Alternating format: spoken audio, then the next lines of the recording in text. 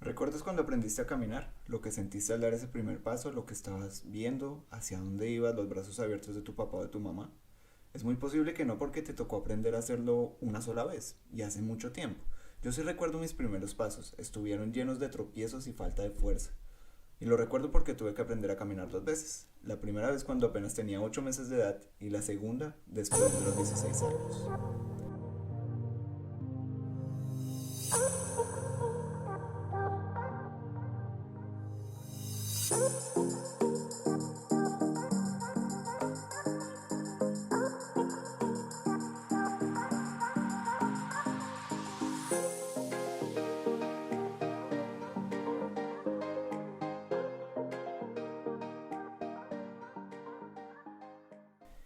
Mi nombre es Mao Flores y soy NLP Master Practitioner, hipnoterapeuta, mindfulness practitioner, blogger y podcaster de empoderamiento y coach transformacional.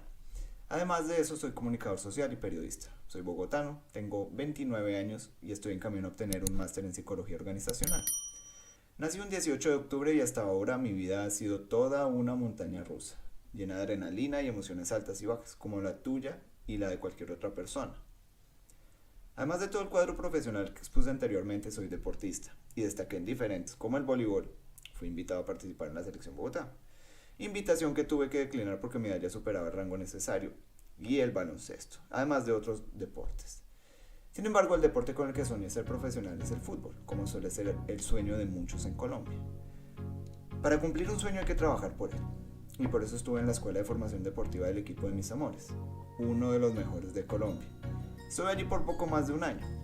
Estuve en pruebas para los equipos juveniles. A pesar de esto no logré dar el salto profesional, no por falta de talento o disciplina, sino por una razón que estaba fuera de mi poder y que en su momento no conocía. Al momento de cumplir 16 años habían transcurrido un par de meses con una incomodidad muy extraña en mis piernas y ya no podía correr por más de 40 minutos. Y para jugar al fútbol se necesita más del doble de ese tiempo. Con el pasar de los días ya no podía ni siquiera caminar por más de 100 metros, porque empezaba a jalar las piernas como si estuviera cargando pesas de tobillo. Al principio pensé que no era más que mala oxigenación o falta de estiramiento, pero era más que eso. Por lo que fue necesario ir al médico y asistir a citas médicas en las que era difícil hacerse entender. Por lo que en muchas de las citas me enviaban a casa con frases como eso es solo crecimiento y vale la pena aclarar que mido 1,62 m. Tienes que estirar mejor antes y después de hacer ejercicio. Eso era lo que me decían los doctores, pues parece que no era tan sencillo como lo dijeron esos primeros. Además de ese problema físico que tuvo consecuencias en mi relación con el deporte, existía uno adicional que solo logré conocer después de una nueva cita médica en la que un sencillo examen de rotación ocular haría conocer el examen médico por el que pasan muchos deportistas, la resonancia magnética. No puedo decir que es un paseo en el parque, la verdad es un examen muy incómodo, pero fue el examen que al final empezó a aclarar mucho de lo que estaba ocurriendo conmigo en ese momento. Al recibir el resultado del examen escuché por primera vez el nombre del diagnóstico médico que me acompaña desde entonces: esclerosis múltiple. Esta es una enfermedad neurodegenerativa, autoinmune, desmielinizante que altera los procesos sensoriales, motores y cognitivos de la persona que lleva consigo dicho diagnóstico. Mi primera reacción fue de alivio, porque si se sabe a qué se enfrenta, se sabe con qué tratarla. Sin embargo, en ese momento se conocía menos al respecto de esta enfermedad, por lo que los tratamientos eran escasos y por ende costosos. Dios me dio la oportunidad de cruzarme con excelentes neurólogos y fisioterapeutas durante este nuevo comienzo de mi vida. Estuve hospitalizado durante una semana en la que superé mi velonefobia, siendo sometido a diferentes exámenes que buscaban descartar otras posibilidades de diagnóstico, además de buscar aclarar realmente lo que ocurría conmigo, una persona de 16 años con una enfermedad que en ese momento era más habitual encontrar en señoras de edad avanzada.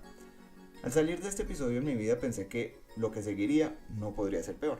Sin embargo, para una persona que en ese momento justo superaba una fobia a las agujas e inyecciones, enfrentar un medicamento inyectable que solo lograría contener la enfermedad y no curarla, trae en sí un reto muy particular.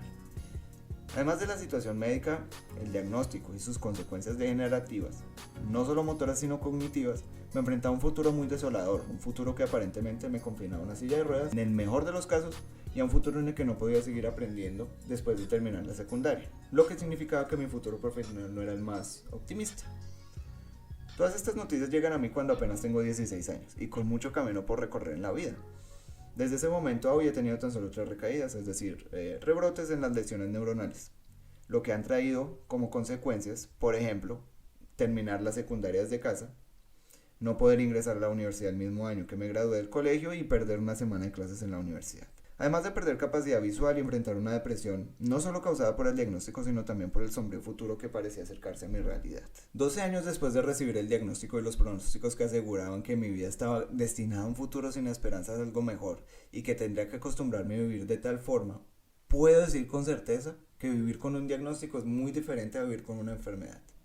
Que un cambio de perspectiva puede ayudarnos a enfrentar las curvas bajas de la vida con el optimismo que nos lleva cada día a buscar ser mejores que antes.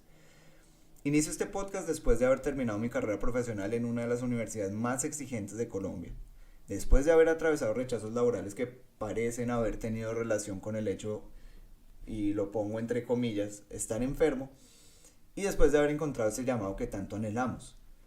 Después de haber decidido dar un salto de un poco más de 12.000 kilómetros para seguir aprendiendo y seguirme formando como persona y profesional.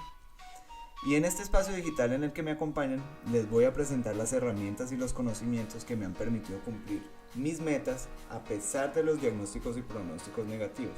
No puedo decir que esto ha sido una cuestión de azar o de fuerza propia. Si así fuera, tal vez no estaría hablando con ustedes a través de este podcast. Todo este proceso de crecimiento debo agradecérselo primero a Dios, que es el que ha guiado mis pasos y me permite hoy hablarles desde Kazán, Rusia.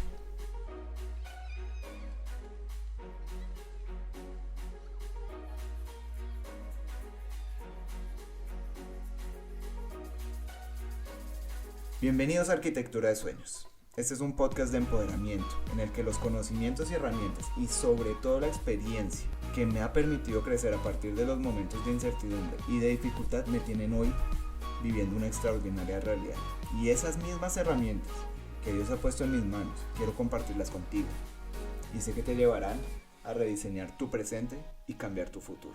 Si este contenido te ha agregado valor, ayúdame a llevarlo a más personas. Comparte, comenta y sígueme en mis redes sociales. Gracias por haberme acompañado en este episodio de Arquitectura de Sueños. Te invito a que me acompañes en los próximos, que estarán cargados de herramientas y conocimiento que te ayudarán a rediseñar tu realidad y construir tus sueños. Me despido por ahora, no sin antes recordarles que todo lo podemos en Cristo que nos fortalece.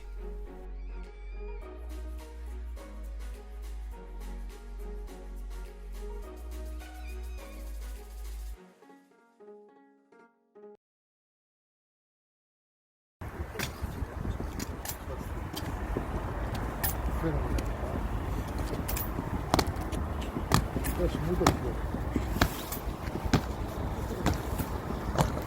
But you can put them all on, you can put some of them